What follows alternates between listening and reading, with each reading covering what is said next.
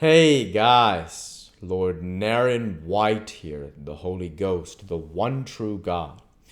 Back with you with the next video in my series reading Frankenstein by Mary Shelley. Without further ado, returning to Frankenstein, as read by Lord Naren White.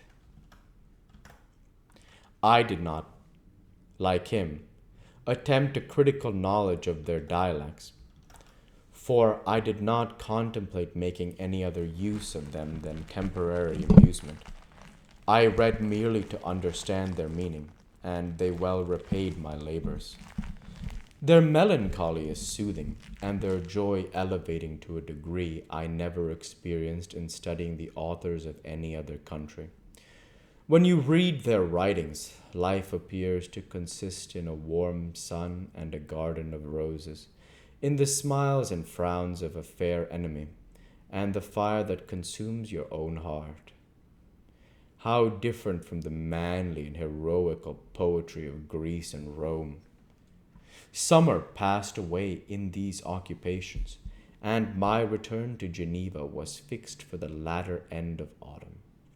But being delayed by several accidents, winter and snow arrived, the roads were deemed impassable, and my journey was retarded until the ensuing spring. I felt this delay very bitterly, for I longed to see my native town and my beloved friends. My return had only been delayed so long from an unwillingness to leave Clerval in a strange place before he had become acquainted with any of its inhabitants. The winter, however, was spent cheerfully, and although the spring was uncommonly late when it came, its beauty compensated for its dilatoriousness. The month of May had already commenced, and I expected the letter daily which was to fix the date of my departure, when Henry proposed a pedestrian tour in the environs of Ilgostad. I might bid a personal farewell to the country I had so long inhabited. I acceded with pleasure to this proposition. I was fond of exercise, and Clerval had always been my favorite companion in the rambles of this nature that I had taken among the scenes of my native country. We passed a fortnight in these perambulations. My health and spirits had long been restored, and they gained additional strength from the salubrious air I breathed, the natural incidents of our progress, and the conversation of my friend. Study had before secluded me from the intercourse of my fellow creatures, and rendered me unsocial, but called forth the better feelings of my heart. He again taught me to love the aspect of nature and the cheerful faces of children. Excellent friend, how sincerely did you love me and endeavor to elevate my mind, until it was on a level with your own. A selfish pursuit had cramped and narrowed me until your gentleness and affection warmed and opened my senses. I became the same happy creature who, a few years ago, loved and beloved by all, had no sorrow or care. When happy, inanimate nature had the power of bestowing on me the most delightful sensations, a serene sky and verdant fields filled me with ecstasy. The present season was indeed divine.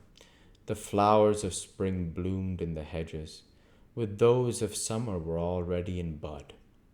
I was undisturbed by thoughts which during the preceding year had pressed upon me, notwithstanding my endeavors to throw them off with an invincible burden.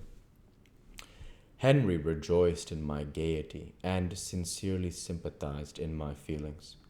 He exerted himself to amuse me, while he expressed the sensations that filled his soul. The resources of his mind on this occasion were truly astonishing.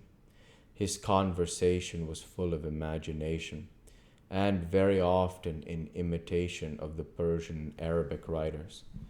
He invented tales of wonderful fancy and passion.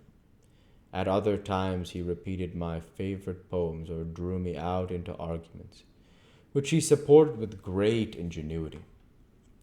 We returned to our college on a Sunday afternoon. The peasants were dancing, and everyone we met appeared gay and happy. My own spirits were high, and I bounded along with feelings of unbridled joy and hilarity. Chapter 7. On my return, I found the following letter from my father.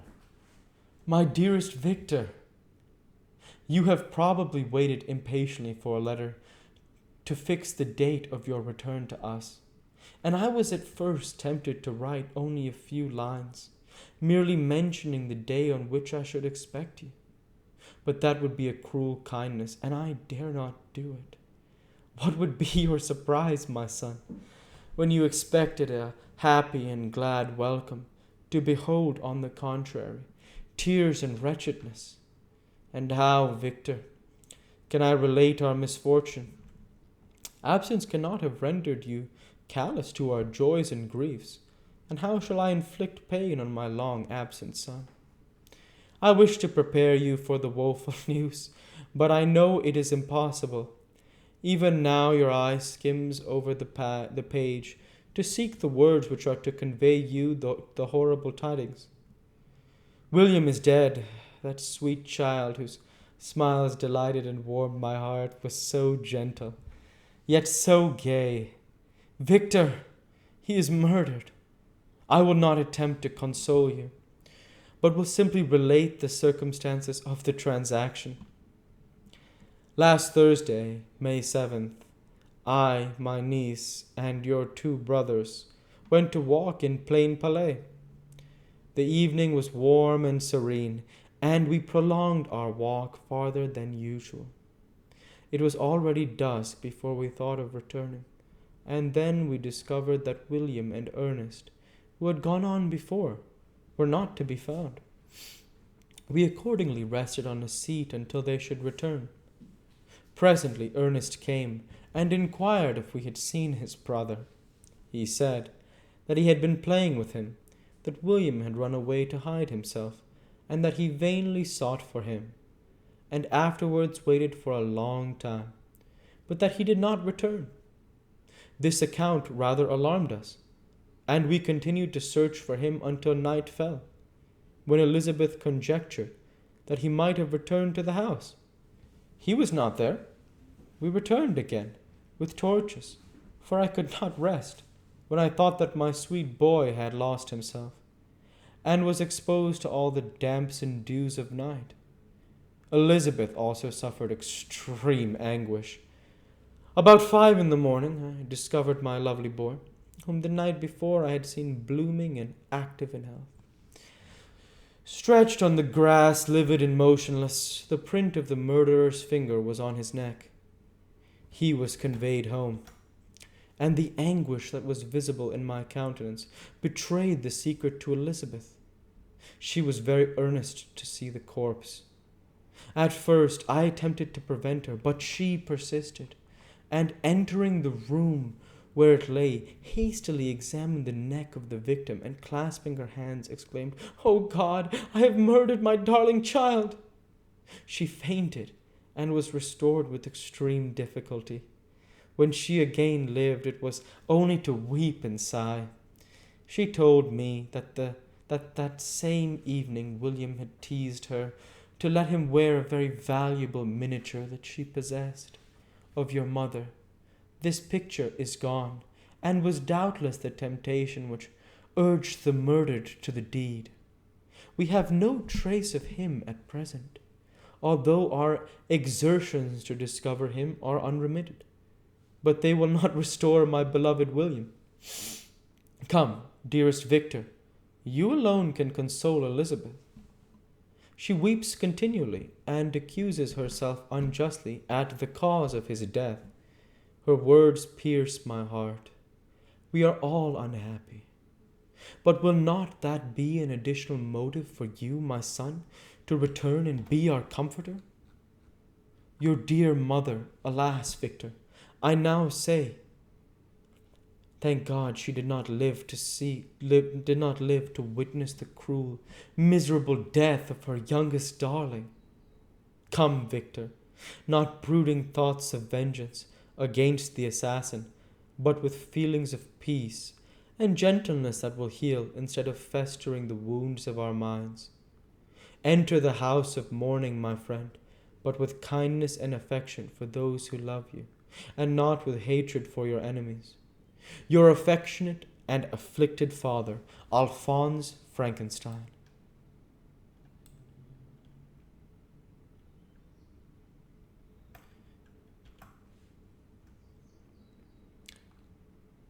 Geneva, May 12th, 17. And we'll go ahead and stop there for this week. As usual, I want to say thank you for watching, and I hope you enjoyed. Please like, comment, and subscribe, as it greatly helps the channel. Light be with you all. Take care, and thanks again.